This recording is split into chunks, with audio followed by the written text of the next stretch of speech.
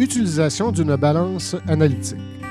Ce type de balance sert généralement à peser des solides, bien qu'on y pèse aussi des liquides. Voici le matériel nécessaire pour peser environ 3 grammes de sulfate de cuivre pentahydraté. Si le produit n'est pas dangereux ou corrosif, on évite de porter des gants car il génère souvent des problèmes de statique. Avant toute chose, s'assurer que la balance a une capacité suffisante pour effectuer la pesée en tenant compte de la masse du contenant utilisé. De plus, sa précision doit correspondre aux besoins de la mesure. Voici les différentes balances qui affichent la mesure en grammes avec 3, 4 ou 5 décimales. Plus la balance est précise, plus elle est généralement sensible à toute vibration et courant d'air, ce qui rend la pesée plus difficile. Les balances analytiques sont déposées sur des tables en marbre pour limiter les vibrations. Une fois la balance choisie, ajustez au besoin le niveau afin que la bulle d'air soit au centre du cercle. Les balances n'ont pas toutes les mêmes fonctions sur leur clavier, mais on retrouve généralement une touche pour allumer la balance, une pour l'éteindre, une pour faire le tard et une touche pour sélectionner les différents modes. Vérifiez la propreté de la balance. S'assurer d'utiliser une spatule et une nacelle propre. Allumez la balance et s'assurer qu'elle affiche 0.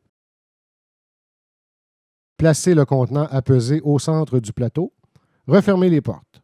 Appuyez sur la touche « Tard ». Cette opération ramène l'affichage de la balance à 0.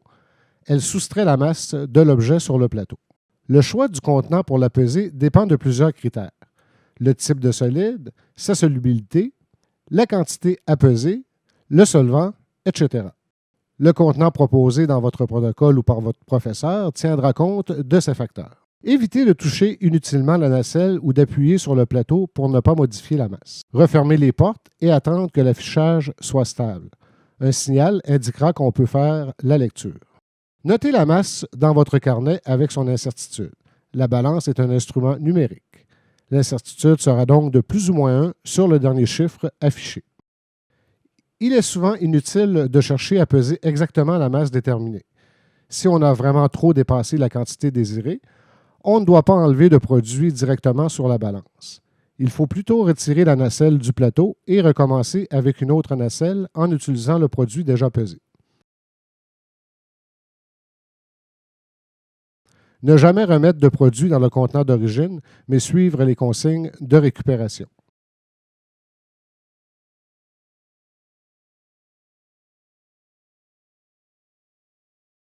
Ouvrir les portes et retirer la nacelle. S'assurer de laisser la balance propre.